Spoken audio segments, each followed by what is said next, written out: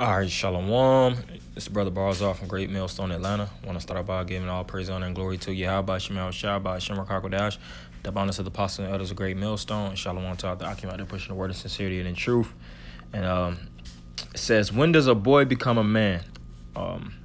Which you'll see the title. And that's a very, very important question. It has a question mark.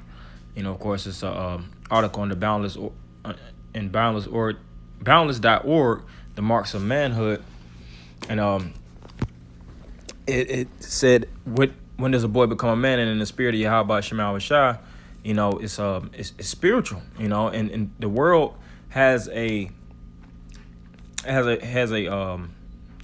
perspective or a philosophy that a man becomes a man when he's fully actually physically grown, and that's definitely not true. Just because you may be 30, 35 years old, that does not make you a true man. When you read the scriptures, a man is defined by integrity. He's defined by action. He's defined by his faith level. All these different things are components of a man, and it's written throughout the scriptures. And the Lord had to check certain men, such as Job, when he said, gird up thy loins like a man. In the book of Job, it says, gird up thy loins like a man. So, the individual the dialogue was written to, he was doing things that was not man-like, you see, which, makes you childish. And a lot of men are actually really children in grown men bodies, and they're, as it, it's even written in Job that, Esau is known as a child. He's known as base because what? Wisdom of Solomon 2. He takes the mentality and he takes the actions that a child would do upon the face of the earth. He's just destructive. A child will destroy their toys. They'll destroy things and always want more, more, more, and think things can always just be placed in front of them.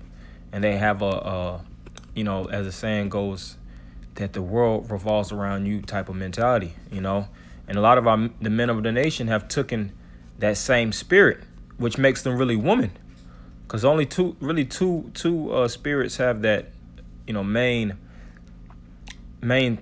thought pattern is women and goddamn children, man. The world revolves around them. But a true man of the Lord understands that he's a sacrifice unto the Lord, and that the Lord blessed him and bestowed onto him certain gifts to feed the nation, And that's why it speaks about this in this article, which, the captain brother here, Kamali Allah in the Atlanta camp, he dropped it, and brothers are doing, of course, different marks of manhood. And, they're doing it number by number, which I'm not going to go through all the numbers. I really wanted to drive home the point. If you feel free to read the article and go into the article to get a full understanding of certain marks of men, because it's going into spiritual maturity, and spiritual maturity is extremely important within this faith of ours. And you read, of course, in the Bible, it tells you when a man becomes a man on a physical, on a carnal, but it also tells you on a spiritual. It speaks about a man when he's a full age. It speaks about a woman when she's a full age, because a woman can be a girl can become a woman through her menstrual cycle and when she's able to bear children. But when a woman is of full age, she's doing what? Guiding the house, giving none for an adversary to speak reproachfully, taking care of the children, because these women aren't even women now. The word woman means servant, and a man is really the tiller of the earth. He's the breadwinner, and he brings home the butter. And Esau has really destroyed the concept of men and women. He's, in this world of confusion, you don't know which is which, because it's everything is ass backwards. Matter of fact, I'm gonna get a quick precept, through the spirit.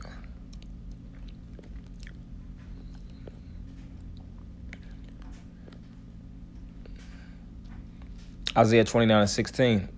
It says, surely your turning of things upside down shall be esteemed as the potter's clay. For shall the work say of him that made it, he made me not? Or shall the thing framed say of him that framed it, he have no understanding? Yeah, Esau has turned the world upside down. You know, it was right side up where a man was the head of the household. It speaks about how a woman is under the man and the children is under the woman. You know, but would it even the prophecy? Because really Esau is the mouthpiece of the Lord, and all action that he does comes from on high. You know, the prophecy says, Lord, when I can find it, Isaiah 22, and that's what it is. Salakia, if I'm not mistaken.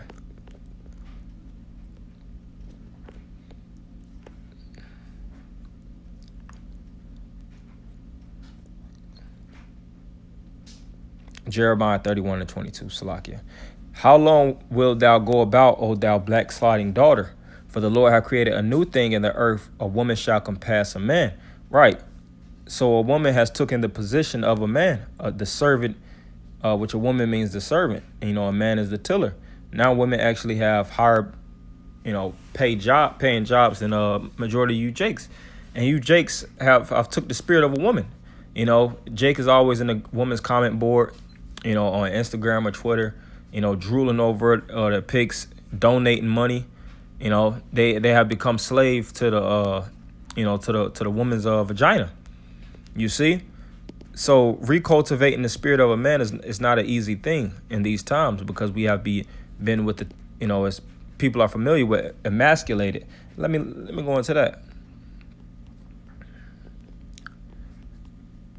Because there's a high emasculation rate within the nation, and a lot of men aren't truly men.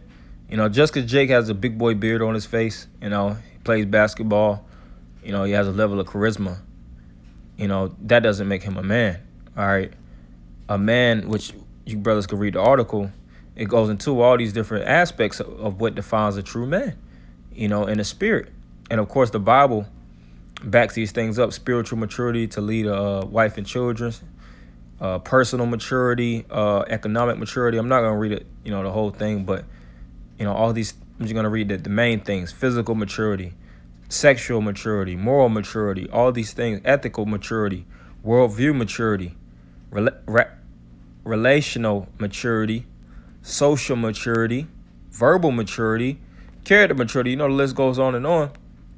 Of course, biblical maturity, that definitely. You're not a man until you know the fullness of the Bible. That's why the scriptures speak about men being of full age. And here's the definition of emasculate: to deprive a man of his male role or identity. So a lot of these men have been neutered, you see, because they have been deprived of their roles as men or their identity, and they lost what it takes to be a man. You see, their testes have been clipped through the so-called white man in his society, man. And he done that deliberately. It says make someone or something weaker or less effective. Right. And now in today's time, the man is less effective than a woman. Majority of these men, and like I said, to recalibrate yourself or rebuild yourself as a man, that's an art, man. Everybody doesn't have that skill, as it is written in the scriptures that wisdom reigneth down skill. So being a man is not an easy thing. Being a man does not come overnight. Being a man is not defined with age. Because I know plenty of men, of age that just do childish shit. So you telling me that's a man? He's behaving himself as a child. He's supposed to be at that age, doing the thing of a man, but he's still childish. He's doing things pertaining to a child. You see? I want to get that in Sirach, because, like I said, it's a skill and it's an art, the art of manliness. And you have certain, but you have the artofmanliness.com, which they actually give different skill sets, to develop and what a man should do, and that's just on a physical playing field. Like I said, there's so much that is shown to represent how a man ought to be, when it's really everything in the spirit, doing this work. All right, pushing this knowledge of Yahweh Shema Shah, standing up for the word's sake, as it is written, who shall stand up for me against the evildoers? Sirach 1:19, wisdom reigneth down skill and knowledge of understanding, and exalted them to honor that hold her fast. So wisdom, it descended skill. and wisdom getting closer to Sophia and have wisdom subservient unto you is the power of being a man. All right, because the first thing you want to have serve you is wisdom. You know, is written in Sirach 2 how wisdom is cloaked on you as a robe and a garment, and the shackles that you're bound by, you know, starts to you can weaponize it. You know, and in these times we know we don't have the power of conquering as we ought, you know, through Esau's policy and his legislation, because like I said, he's emasculated the world, and we're dealing with a percentage of our true persona. You know, like a lion that's in a cage. That lion doesn't know the full of, you know, velocity or the full aggression that he truly is capable of. Why? Because he's trapped in a box, you know. But the Lord said he's going to break the bonds of Jacob, and he's going to take us out of this captivity, you know. And I want to get this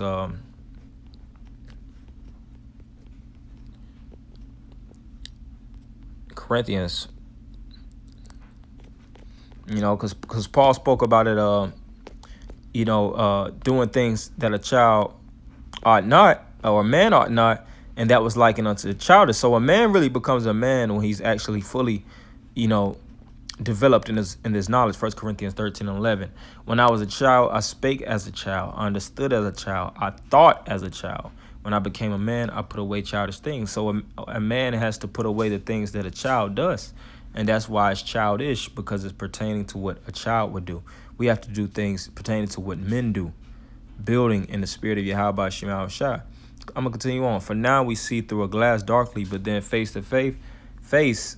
Now I know in part, but then shall I know, even as also I am known. And now abide faith, hope, charity, these three, but the greatest of these is charity. So the goodwill of Yahweh Shema Shah pushing his knowledge out. And it's important, it's imperative. You know, that's what a man would do aside from what a child would do. You know, and Jake is a mixture of like childish damn women, man. You know, you got to push that spirit out of you, and you have to develop these different, you know, characteristics to build your spirit up, because the Lord is looking for men. You know, the scriptures speak about how the Lord's spirit reigns in a tabernacle of men. You see? So we have to gird up our loins like a man, like the Lord said, and he commands that of us, you know, doing everything that it takes that a man should do. You know, you shouldn't be getting slapped in the back of the head because you're not handling your duties and your essentials as a man. You should know what to do. You should have that as you know, you have to have the senses of a man. And it comes from reading, learning, you know, developing, growth. Those are aspects of being a man too. You know, so I want to end it by giving all praise, honor, and glory to Yahweh, Shema, Shabbat, Shemar Kakodash, double honor to the apostles and elders of Great Millstone, and Shalom Akim.